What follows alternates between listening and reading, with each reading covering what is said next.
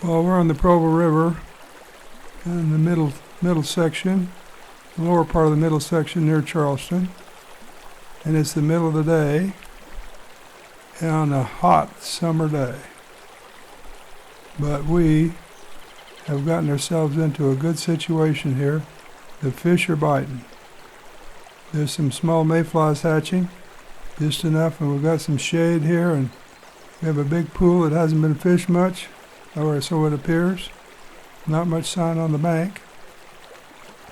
So we're in an ideal situation.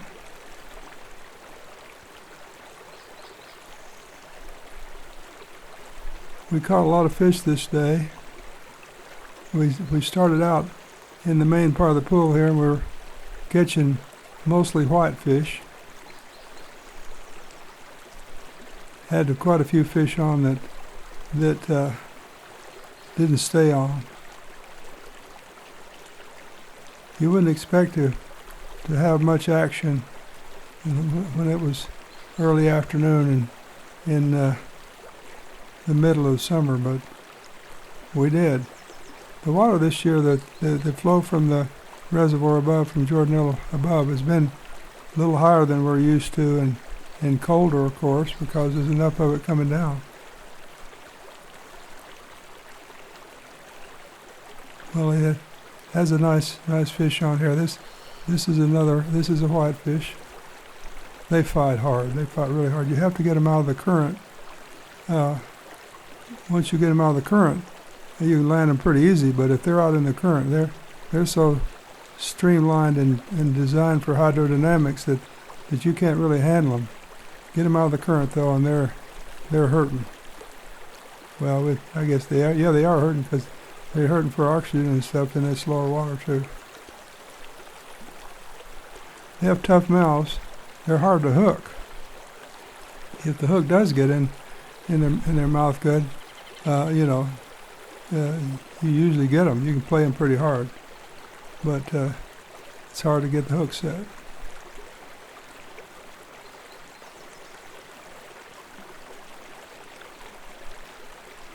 If you're going to release them, you got to be really careful. Take some time, and so that they make it.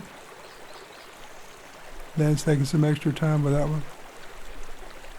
And with the water temperature the way it is this day, you could turn a brown trout loose there, and he would take off like a shot. But not a whitefish. They need that.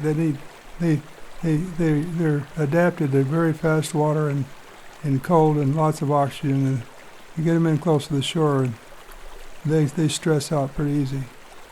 They're great fish though. That's a nice one. They're about 18, 19 inches long. Big fighter they are. Well, we decided to go up just above the hole there a little bit. Fish the rapids there coming in. See the little birds flying around. They're not playing. They're coming out to get bugs. And when the bugs hatch, the fish get active, and then they move up out of the holes into the ripples and so forth to feed. It's kind of a pecking order. And so this was fast fishing here. He's got one on here.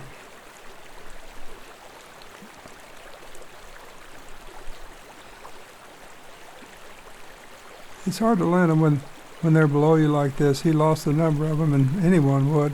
Because when they're below you and they shake their head, they get off easy. We were using a bounce rig, in other words, a sinker on the end. Now that's a nice brown trout. Caught 8 or 9 like that, honest and truly. Now, I don't keep a counter on my wrist or something like one of my friends does, but we did. We caught a bunch of them.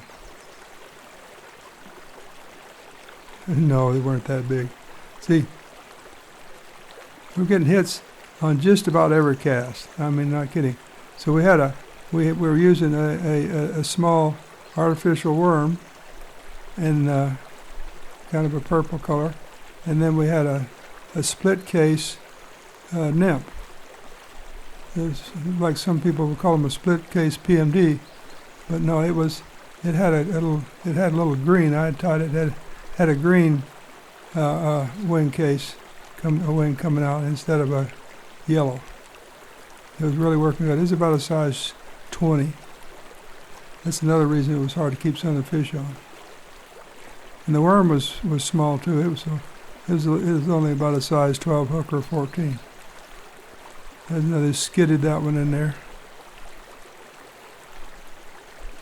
Another brown trout. He wore him out.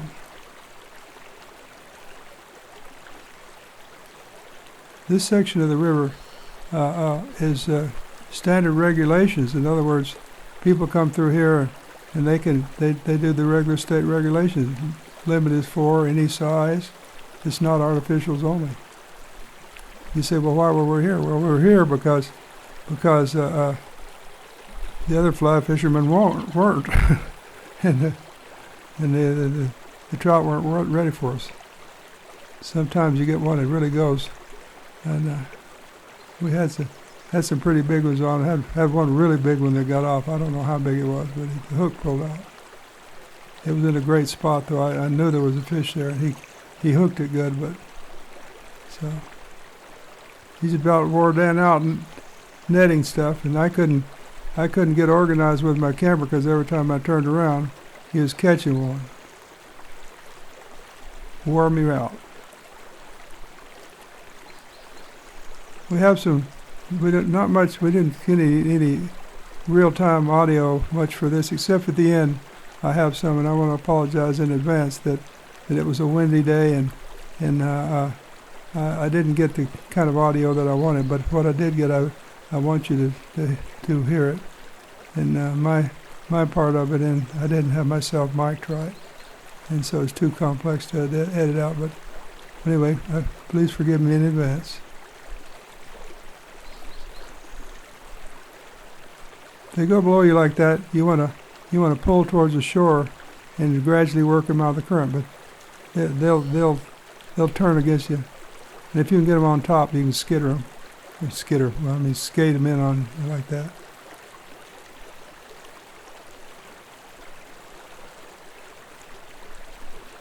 Try to make it easy for your guide to net them. Don't try not to make it too hard.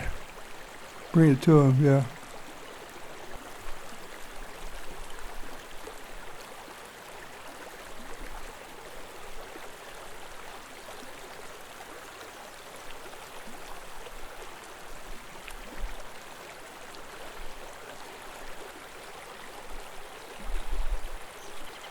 August 7th, we're in the lower part of the Middle Provo. We've got John here from all the way from California, and we've been catching some fish. Yeah, he got away from the fires, and we've been catching some fish. Or John's been catching fish. We've been watching. We have been catching fish. We've been wearing them out. You know, the old joke, he's going to tell you a story here, and it's not a story. We just had a big fish, had him into his backing. He did. So, we did, and I take credit for that because I left the pool to go up and check the next pool.